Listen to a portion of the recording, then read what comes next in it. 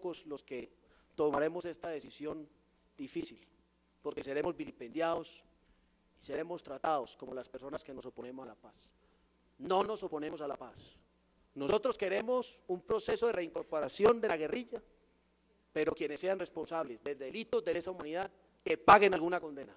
Y estaríamos dispuestos a aceptar, como es costumbre por parte de la comunidad internacional y aceptado por los organismos internacionales de derechos humanos, que paguen una condena, así sea menor a la establecida en nuestra legislación penal, pero que vayan a la cárcel y que lo hagan porque las víctimas en Colombia merecen respeto. Muchas gracias, señor presidente.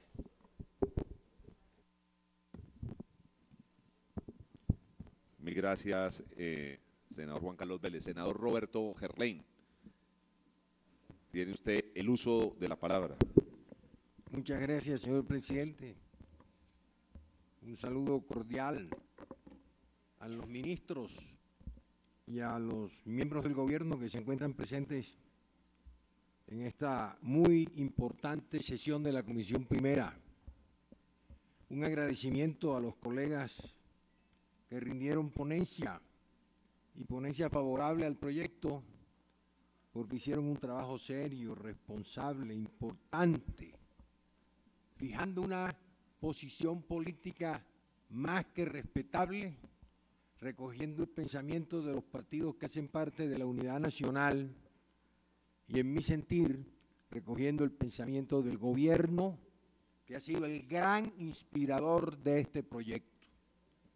Yo no sé si el doctor Roy Barreras, el colega Roy Barreras,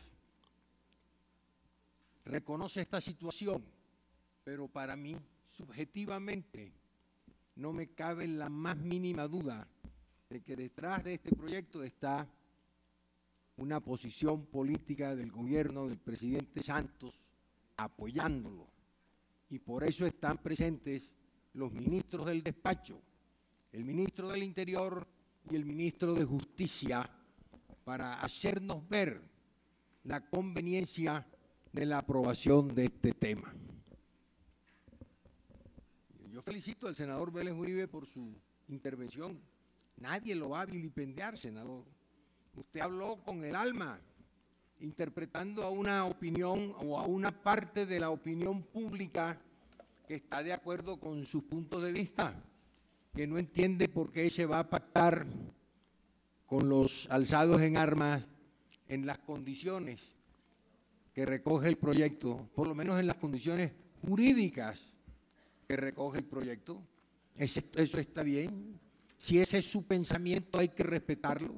Si ese es el pensamiento de su sector político, hay que respetarlo. Y si es el pensamiento de un buen número de colombianos, también hay que respetarlo. De mi parte, no solo no escuchará una palabra de vilipendio, sino que debo felicitarlo por su intervención y por su posición. Fíjese, presidente, yo voy a fijar de una vez cuál es mi criterio sobre este asunto. Yo no tengo la ilusión que tiene el senador Vélez en el sentido de que está interpretando a Colombia. Yo soy más modesto, señor presidente.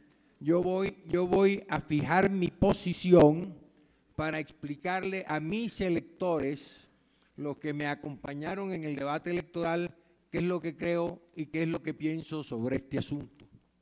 Y si los aburro en los minutos que voy a intervenir, les ruego de antemano me excusen y me perdonen, pero hay una gente que me ha pedido a mí, en su condición de electores que fueron, que fije mi posición sobre este asunto. Y la voy a fijar de una sola vez, señor presidente. Este proyecto es inane. No va a conseguir la paz en Colombia. No va a crear las condiciones que se necesitan para que los alzados en armas las dejen, se olviden de ellas y se reintegren a la vida civil de la democracia liberal que nos inspira. Este senador no cree en la capacidad mágica de las constituciones. Yo no creo en la taumaturgia jurídica. Decía Alzate, y lo decía bien, que nosotros los colombianos vivimos pegados de un inciso, nos pasamos la vida colgados de un ordinal y aquí estamos repitiendo querramos lo que no, o aquí estamos recordando querramos lo que no, la posición del viejo jefe conservador que tampoco creía en los poderes milagrosos de la norma, de la Constitución o de la ley o de los incisos. Las leyes y las constituciones se dictan para conductar a los pueblos civilizados, para establecer un pacto sobre lo fundamental, para que cada quien sepa cómo se puede comportar en sociedad, para que haya unas instituciones que respondan y que le den garantías y seguridad y paz y concordia a los asociados. Pero difícilmente, señor presidente, las constituciones se expiden, lo mismo que las leyes, para garantizar con ellas la paz de unas naciones. Conversando con el doctor Andrade, a quien le expreso mi solidaridad por su ponencia, y yo sé que aquí la historia no es de buen recibo, pero ¿qué le vamos a hacer? Yo le recordaba que unos pocos días antes de la invasión de Polonia, Hitler y Stalin firmaron un pacto de no agresión y a las pocas semanas se estaban asesinando en los campos de Europa. Hitler y Stalin. No hubo, eso fue, ese para mí es un ejemplo de cómo el acuerdo jurídico, el pacto jurídico, la norma superior o inferior, no es bastante para garantizar la paz, ni es bastante para garantizar los propósitos que muchas de ellas llevan implícitos o explícitos. Yo aquí he votado un montón de leyes, señor presidente, con la ilusión de que sirvan para algo, pero no es sino mi ilusión. Le comentaba al senador Cristo que ojalá quienes votamos la restitución de tierras, la política de tierras, en fin, quienes nos hemos pasado aquí varios años tratando de darle unas garantías al campesino desplazado, desterrado, buscándole unas condiciones sociales que le permitan vivir con alguna dignidad. Yo le comentaba que estamos de pronto haciendo cardenismo. Lázaro Cárdenas repartió 30 millones de hectáreas entre 3 millones de mexicanos. Y vaya usted a México y recorra los campos de México para que vea la abrumadora pobreza en que vive el campesino mexicano, que se traslada masivamente a las colonias de su capital para convertirse en lo que el sociólogo americano Wright Mills llamaba los hijos de Sánchez, unos tipos que no tienen ni una tumba para morirse, que no disponen de un céntimo, que no tienen un milímetro de tierra, que no encuentran trabajo, que lo único de lo cual son propietarios es de su propia pobreza. Y eso yo me temo, señor presidente, que nos puede ocurrir a nosotros a pesar de nuestra buena voluntad para conseguir para las gentes del campo la mejor de las condiciones posibles. Yo aquí, señor presidente, voy a repetir algunas cosas que hace un año creo que dije, porque este es el 7º debate de este proyecto, pero debo decirlas porque en ellas creo. La violencia en Colombia es una segunda naturaleza, Nosotros no sabemos hacer nada sin que la violencia medie, y eso viene desde las épocas de la conquista. Los encomenderos asesinaban indiecitos para ampliar sus encomiendas. El arzobispo virrey, un arzobispo, señor presidente, acabó a sangre y fuego con las capitulaciones que él mismo firmó y terminó destazando a Galán. Le colgaron la cabeza en una pica, lo desmembraron a él y a Berbeo, Porque aquí la manera de solucionar los problemas políticos es con violencia, con muerte, con marginamientos, con desplazamientos. Aquí, señor presidente, en la época de la independencia no conocimos sino la violencia, el decreto de la guerra a muerte. Ese fue un acto de bestialidad. Resolvimos matar españoles y canarios porque eran españoles y canarios. Y los matamos, y los matamos.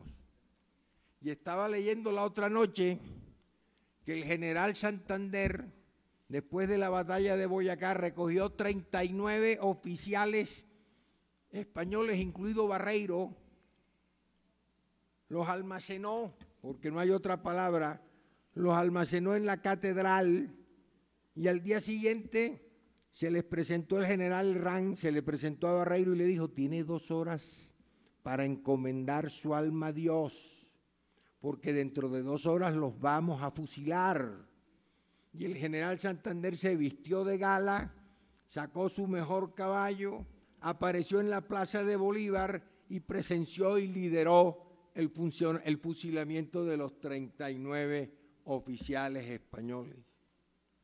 Y cuando la élite de Bogotá, Florentino González, de quien usted y yo hemos conversado alguna vez, Samper, toda esa élite de Bogotá, que el Libertador llamaba los lanudos, no pudieron entenderse con Bolívar, resolvieron asesinarlo, siguiendo nuestra tradición de violencia.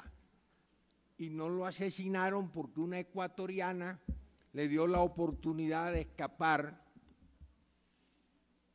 de lo que ahora se llama, de lo que fue la casa de Nariño, y fue San Carlos. Sí, señor. Y después, señor presidente, el siglo XIX fue una colección de guerras civiles, pero hubo 2 violentas, la de los Supremos, la del 85 y la de los 1000 días. En la guerra del 85 hubo miles de muertos en la batalla de la Humareda, miles de muertos en la batalla de Palo Negro. Fueron enfrentamientos brutales donde la violencia estaba presente en todas sus formas. En el año 1902, la vida promedio de un colombiano era de 35 años, porque las guerras habían acabado con nuestras gentes y con nuestras juventudes. La guerra es una constante de nuestra vida republicana o colonial, pero es una constante, está ahí presente, nos agobia. Guerra hubo después de la paz conservadora, guerra hubo a partir de 1930, guerrilla y violencia política, en la cual participaron ambos partidos, y participaron con entusiasmo, y participaron con violencia, y participaron con sevicia. Ahora que mataron a esta pobre mujer en el Parque Nacional, que la empalaron, me acordé de unas páginas de Monseñor Guzmán, en ese libro La violencia en Colombia, donde él describe esa sevicia a la cual le entrega o le encarga unas características especiales para la idiosincrasia nacional, sevicia que se ejercía sobre las mujeres empalándolas. Paraban los buses en las carreteras, bajaban a las mujeres y las mataban empalándolas. ¿Se acuerdan del corte de franela? A los hombres les sacaban la lengua por la boca o por la garganta.